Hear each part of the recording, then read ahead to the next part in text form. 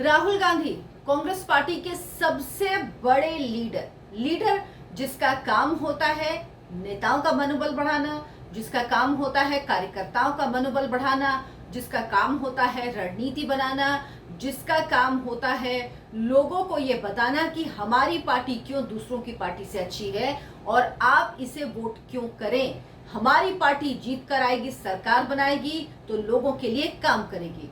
लेकिन राहुल गांधी इन सब से उल्टा करते हैं और वो तो अपनी पार्टी के नेताओं और कार्यकर्ताओं का मनोबल भी गिराने का काम करते हैं। ऐसे इकलौते नेता होंगे जो अपनी पार्टी और कार्यकर्ताओं का खुद मनोबल गिराते हैं। उसके बाद जो राज्य के नेता होते हैं उनको समझ में नहीं आता कि आखिर वो कहें तो क्या कहें। अपने सबसे बड़े नेता के खिलाफ कुछ बोल नहीं सकते, उनके समर्थन में कहें तो ये स्वीकार कर लें कि राज्य में उनकी हार होने वाली है। राहुल गांधी ने क्या कहा और इस बात से राहुल गांधी की कौन सा वो नेता है जो असमंजस में पड़ गया, ये सब कुछ आपको इस वीडियो में बताऊंगी। नमस्कार, बहुत बहुत स्वागत है आपका। आप देखना शुरू कर चुके हैं राष्ट्रपति, आपके साथ मैं हूं अर्चना सिंह। राहुल गांधी को अपनी ही पार्टी के जीतने पर संशय है। क्या कोई नेता चुनाव से पहले कहता है कि जीतना मुश्किल है, जीतने में हमें इतनी श्योरिटी नहीं लग रही है, बराबरी का मुकाबला लग रहा है।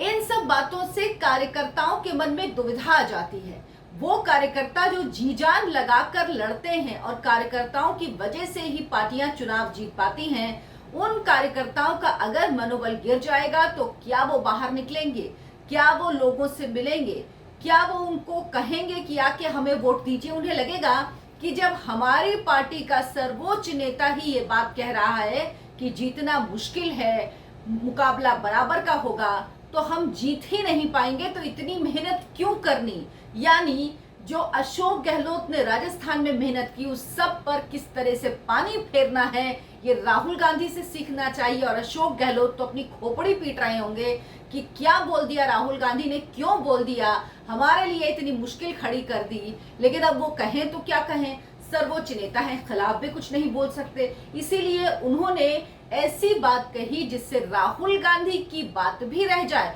और राहुल गांधी को मैसेज भी पहुंच जाए। क्योंकि राहुल गांधी ने अशोक गहलोत को मैसेज दिया तो अशोक गहलोत ने भी राहुल गांधी को साफ साफ मैसेज दे दिया है। अब राहुल गांधी ने क्या कहा। राहुल गांधी से सवाल था कि राजस्थान, मध्य प्रदेश, छत्तीसगढ़, तेलंगाना और मिजोरम, जहां पर कुछ महीनों बाद चुनाव होने वाले हैं, उनमें कांग्रेस की क्या संभावना है। राहुल गांधी ने कहा हम संभवतः तेलंगाना जीत रहे हैं। मतलब उन्होंने ये नहीं कहा कि हम तेलंगाना जीत रहे हैं, तेलंगाना में भी उन्होंने कहा संभवतः हम तेलंगाना जीत रहे हैं। तेलंगाना में बीआरएस जो के चंद्रशेखर राव की पार्टी है, के चंद्रशेखर राव मुख्यमंत्री हैं, टीआरएस थी, अब उनकी पार्टी बीआरएस हो गई है। वो मुख्यमंत्री हैं, उनकी सरकार है, बीआरएस की सरकार है। इस वक्त कांग्रेस पार्टी मुकाबले में है, मुख्य विपक्षी दल वही था। लगा था कि बीजेपी ये जगह ले सकती है, बीजेपी बहुत तेजी से आगे बढ़ रही थी। लेकिन कर्नाटक के चुनाव के बाद तेलंगाना की तस्वीर बहुत बदली हुई नजर आ रही है, जहां कांग्रेस पार्टी एक बार फिर नंबर 2 की रेस पर है। लेकिन राहुल गांधी जो नंबर 2 की पार्टी तेलंगाना की है, कांग्रेस पार्टी उसके लिए कह रहे हैं संभवतः। यानी उन्होंने ये नहीं कहा कि हम जीतेंगे, जीतने की संभावना है। मतलब सोचिए एक नेता इस तरह की बात करता है। उसके बाद उन्होंने कहा निश्चित तौर पर हम मध्य प्रदेश और छत्तीसगढ़ जीत रहे हैं। राजस्थान में बहुत करीबी मुकाबला है, हमें लगता है हम जीत जाएंगे, ऐसा भी लग रहा है। और वैसे भाजपा भी अंदर खाने में यही कह रही है। यानी भाजपा कह रही है कि लगता है कांग्रेस जीत जाएगी, राहुल गांधी ये बात कह रहे हैं। कह रहे हैं कि हम मुकाबले में हैं, कड़ा मुकाबला है। कोई नेता को क्या आपने ये बात कहते हुए कभी सुना है कि वो कहे कड़ा मुकाबला है। वो पार्टियां वो वहां पर, आप उत्तर प्रदेश में देख लीजिए 2022 का विधानसभा चुनाव, प्रियंका गांधी लड़की हूं लड़ सकती हूं लेकर आई, मात्र 2% वोट मिला, 1 सीट मिली। और उसके बाद क्या दावे किए जा रहे थे कि हम सारी सीटें जीतेंगे, हम बहुत अच्छा लड़ेंगे, हम बेहतरीन सीटें जीत कर आएंगे इस बार, जहां पर 2% वोट।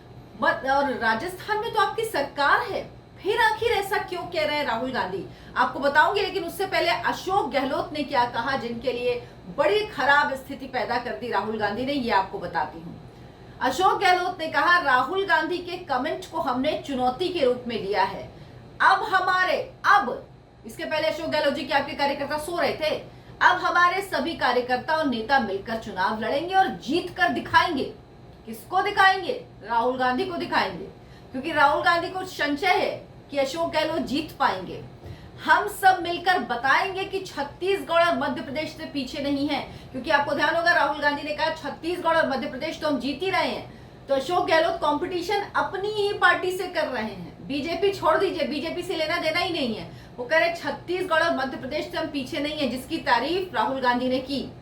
जनता कांग्रेस के साथ है, पार्टी पर सभी को विश्वास है। हम मध्य प्रदेश और छत्तीसगढ़ से आगे निकल कर दिखाएंगे। अब बताइए, अशोक गहलोत के पास रह भी क्या गया था कहने के लिए? वो क्या कहते हैं? राहुल गांधी गलत कह रहे हैं, राहुल गांधी झूठ बोल रहे हैं, राहुल गांधी हमारे कार्यकर्ताओं का मनोबल तोड़ रहे हैं। जब नेता ऐसे हो तो आपको दुश्मनों की क्या जरूरत? जब आपकी पार्टी का सर्वोच्च नेता ही ऐसा हो तो आपको किसी विपक्षी दल, किसी दूसरे नेता की जरूरत नहीं है। वो अपने आप ही आपका बंटाधार कर देगा। राहुल गांधी उसी पर लगे हुए। अब राहुल गांधी ने ये कहा क्यों? ये सबसे बड़ा सवाल है। आपको याद होगा मल्लिकार्जुन खड़गे जब अध्यक्ष पद का चुनाव लड़े, अध्यक्ष बने, उससे पहले पहली पसंद गांधी परिवार की कौन थी? पहली पसंद थे अशोक गहलोत। अशोक गहलोत राहुल गांधी से भारत यात्रा के दौरान उनसे मिलने भी गए, वहां बातचीत भी हुई। उनको साफ कह दिया गया कि आप मुख्यमंत्री पद छोड़ दीजिए, आप चुनाव लड़िए अध्यक्ष पद का और सचिन पायलट को आप मुख्यमंत्री बना दीजिए। राहुल गांधी ने साफ मैसेज दिया था। सचिन पायलट राहुल गांधी के बेहद करीबी हैं, लेकिन अशोक गहलोत वहां से वापस आए, उन्होंने ये मानने से इनकार कर दिया। सोनिया गांधी बहुत ज्यादा चाहती थी कि अशोक गहलोत अध्यक्ष पद का चुनाव लड़े, और जो लड़ेगा वो जीतेगा, जाहिर सी बात है, जिसको गांधी परिवार का समर्थन है वो अध्यक्ष बने। ये दोनों सोनिया गांधी राहुल गांधी चाहते थे, लेकिन अशोक गहलोत चुनाव नहीं लड़े। और तो और उन्होंने जो पर्यवेक्षक गए थे राजस्थान में, उनको बैरंग लौटा दिया। उनके साथ मीटिंग होनी थी, उस मीटिंग में भी नहीं पहुंचे विधायक। उससे पहले विद्रोह की स्थिति हो गई थी। कह दिया गया साफ कि अशोक गहलोत मुख्यमंत्री पद से इस्तीफा नहीं देंगे, और ये भी साफ कह दिया था अशोक गहलोत ने कि वो दो पद क्यों नहीं संभाल सकते, मुख्यमंत्री का भी और अध्यक्ष का भी। यानी वो मुख्यमंत्री के साथ अध्यक्ष बने रहने के लिए राजी थे, लेकिन वो अध्यक्ष पद के लिए, मुख्यमंत्री पद छोड़ने के लिए राजी नहीं थे। वहीं से ये पूरी दरार शुरू हुई। उसके बाद जब अध्यक्ष चुन लिया गया, मल्लिकार्जुन खड़गे को अध्यक्ष बन गए। उसके बाद अशोक गहलोत आए भी थे दिल्ली, सोनिया गांधी से मुलाकात भी हुई, लेकिन रिश्ते वो जो थे वो सामान्य नहीं हो पाए। गांधी परिवार के बेहद करीबी थे अशोक गहलोत, लेकिन वो रिश्ते सामान्य नहीं हो पाए, और राहुल गांधी उस बात को भूले नहीं हैं। उसके बाद कई बार कोशिश की गई गांधी परिवार की तरफ से, राहुल गांधी की तरफ से, कि अशोक गहलोत सचिन पायलट को एकोमोडेट करें। दिल्ली में कितनी बार मीटिंग हुई, मीटिंग में राहुल गांधी भी शामिल थे, केसी वेणुगोपाल भी शामिल थे, अशोक गहलोत भी आए, सचिन पायलट भी रहे, लेकिन नतीजा कुछ नहीं निकला। ढाक के 3 पार। अशोक गहलोत किसी भी तरह से, वो कहते हैं ना, एक सुई की नोक के बराबर भी जमीन नहीं दूंगा, वही बात अशोक गहलोत कह रहे थे। उन्होंने कोई भी हिस्सा, जरा सी भी भागीदारी सचिन पायलट को देने के लिए राजी नहीं हुए। तो राहुल गांधी ये नहीं भूले हैं, राहुल गांधी को ये याद है, इसीलिए राहुल गांधी ने ये बात कही कि राजस्थान में हमारा जीतना मुश्किल है। अच्छा, कुछ लोग बड़े ज्ञान की बातें कर रहे हैं, कह रहे साफ सुथरी राजनीति कर रहे हैं राहुल गांधी, इसीलिए उन्होंने ईमानदारी से ये बात कही। राहुल गांधी ने गुजरात में ये बात क्यों नहीं कही थी इतनी ईमानदारी से? गुजरात में तो उनको पता था ना कि उनकी कितनी सीटें, 19 सीटें आई शायद, अगर मुझे सही याद है। तो गुजरात में तो उन्होंने नहीं ये ईमानदारी दिखाई थी कि हम नहीं जीतेंगे, हमारे जीतने के आसार नहीं है।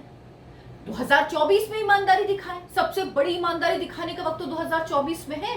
मान लें कि भाई कांग्रेस का कुछ नहीं होने वाला, ये इंडिया अलायंस हमने बनाया है, ये झुंझुना है जो खाली बजा रहे हैं, ये हवा हवाई है, कुछ नहीं होने वाला, आना तो मोदी जी को ही है, इसमें भी वो जानते हैं। तो यहाँ तो वो कहते हैं कि वो मोदी को उखाड़ फेंकेंगे, 2024 में विपक्ष की सरकार बनेगी, जो ये 28 दल साथ हैं इनकी सरकार बनेगी।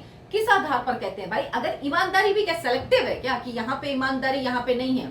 इतने ईमानदार है तो उसी छत्तीसगढ़ में खड़े होकर वो कह रहे हैं कि अडानी जी के लिए मोदी जी ने सब कुछ किया, मोदी जी के पास एक रिमोट है जो वो दबाते हैं तो अडानी जी को एयरपोर्ट का ठेका मिल जाता है, दबाते हैं तो रेलवे स्टेशन का काम मिल जाता है, इंफ्रास्ट्रक्चर का उनको मिल जाता है। और तो राहुल गांधी जी आप इतने ईमानदार हैं तो आप सबसे पहले तो भूपेश बघेल को आपको बोलना चाहिए था कि भाई अडानी जी को आपने क्यों काम यहाँ पे दिया हुआ है, क्यों उनका इन्वेस्टमेंट यहाँ पे लिया हुआ, उनको बाहर करिए। आपको अशोक गहलोत को बोलना चाहिए था, क्यों रेड कार्पेट बिछा के आपने अडानी को राजस्थान में बुलाया, उनको बाहर करिए, उनका कोई इन्वेस्टमेंट नहीं चाहिए। मोदी जी के रिमोट से काम करते हैं, मोदी जी रिमोट दबा रहे, अब कौन, उन्होंने अशोक गहलोत को तो रिमोट दबाने से मना नहीं किया, उन्होंने तो भूपेश बघेल को रिमोट दबाने से मना नहीं किया। और तो और इंडिया अलायंस में उनके एक सहयोगी हैं जो अक्सर समझाते भी हैं राहुल गांधी को, सावरकर के मुद्दे पर समझाया भी था, शरद पवार। उन शरद पवार ने अभी 2 दिन पहले अडानी के साथ एक फैक्ट्री का उद्घाटन किया। शरद पवार ने खुद वो फोटो एक्स पर पोस्ट की और कहा कि ये मेरे लिए सम्मान की बात है। आप उनको इंडिया अलायंस से बाहर करिए कि आप अडानी जी के साथ कैसे किसी फैक्ट्री का उद्घाटन कर सकते, इतना बड़ा अपराध। तब आपको नहीं लगता कि रिमोट किसके पास है, तब शरद पवार के पास रिमोट है, आपको नहीं दिखता। राजस्थान के मुख्यमंत्री अशोक गहलोत के पास रिमोट है, वो आपको नहीं दिखता। आपको भूपेश बघेल के पास रिमोट है, वो नहीं दिखता। लेकिन आपको दरअसल दिखता क्या है, मोदी जी ने अडानी जी के लिए रिमोट दबा के सब कुछ उनको दे रहे हैं। आपकी सरकारों ने क्या दिया उस पर आप कभी बात नहीं करेंगे। तो राहुल गांधी कहीं से राजनीतिक रूप से 1% ईमानदार नहीं है, निहायती बेईमान टाइप के। बेईमान मतलब इन द सेंस की राजनीतिक तौर पर बेईमानी की मैं बात कर रही हूं। जो व्यक्ति विदेश में जाकर हमारे देश को नीचा दिखाता हो, जो व्यक्ति कहता हो हमारे देश का लोकतंत्र खत्म हो गया, वो ईमानदारी से राजनीति कर रहा है। ईमानदारी से राजनीति कर रहे हैं तो मान लें ये बात कि 2024 में क्या स्थिति होने वाली, सच वो बता दें, क्योंकि वो भी जानते हैं सच क्या है, लेकिन नहीं बोलेंगे। राजस्थान में क्यों बोला, क्योंकि उनको अशोक गहलोत को मैसेज देना है। और वाकई राहुल गांधी नहीं चाहते, खुद कांग्रेस पार्टी नहीं चाहती कि अशोक गहलोत वापस आए, क्योंकि अगर राजस्थान में कांग्रेस की सरकार आई, जिसके चांसेस बहुत कम हैं, लेकिन जब तक चुनाव ना हो जाए तब तक कुछ नहीं कहा जा सकता, लेकिन चांसेस कम हैं, लेकिन अगर आई तो फिर से मुख्यमंत्री अशोक गहलोत ही बनेंगे। राहुल गांधी सर पटक कर रह जाएंगे, सचिन पायलट को फिर से कुछ नहीं देंगे अशोक गहलोत, ये तय, ये निश्चित मानिए। इसीलिए राहुल गांधी चाहते हैं कि राजस्थान में सरकार ही ना आए कांग्रेस पार्टी की, जिससे अशोक गहलोत को एक तरह से मैसेज मिले कि अगर आप गांधी परिवार से दुश्मनी करेंगे, अगर आप गांधी परिवार की बात नहीं मानेंगे तो जीतना मुश्किल है। लेकिन राहुल गांधी जी इस गलतफहमी में कोई नहीं है। गांधी परिवार के नाम पे 1% भी वोट नहीं मिलता है। जो लोग अपनी सीट नहीं जीत पाते वो नेताओं को, अपने पार्टी में दूसरे नेताओं को क्या सीट दिलाएंगे, क्या वोट दिलाएंगे। और ये बात अशोक गहलोत बहुत अच्छी तरह जानते। कांग्रेस पार्टी जहां जहां जीती है वहां वो प्रदेश के स्तर पर मजबूती इसीलिए जीती है, उसमें केंद्रीय नेतृत्व का कोई योगदान नहीं है। ये बात अशोक गहलोत साफ साफ जानते हैं। उन्होंने इसीलिए इस चैलेंज को स्वीकार किया है और कहा है कि हम छत्तीसगढ़ और मध्य प्रदेश से भी आगे निकल कर दिखाएंगे। यानी कांग्रेस में अंदरूनी लड़ाई है। एक तरफ कमलनाथ इंडिया अलायंस को घुसने नहीं देते, मध्य प्रदेश में राहुल गांधी जी तय करते, वो कहते हैं नहीं रैली यहाँ नहीं होगी, आप कहीं और करिए, निकल जाइए यहाँ से। तो ये आपस में ही कांग्रेस पार्टी में चल रहा है। इंडिया अलायंस की तो बात ही छोड़ दीजिए। देखिए अभी आगे आगे क्या होता है। 2024 जैसे जैसे आएगा और 2023 में जैसे जैसे 5 राज्यों के चुनाव नजदीक आएंगे, बहुत कुछ तस्वीर बदलेगी और जो तस्वीर बदलेगी वो सब जानकारी आपको दूंगी। मेरे इस वीडियो को लाइक करें, शेयर करें और चैनल को सब्सक्राइब जरूर कर लें। नमस्कार।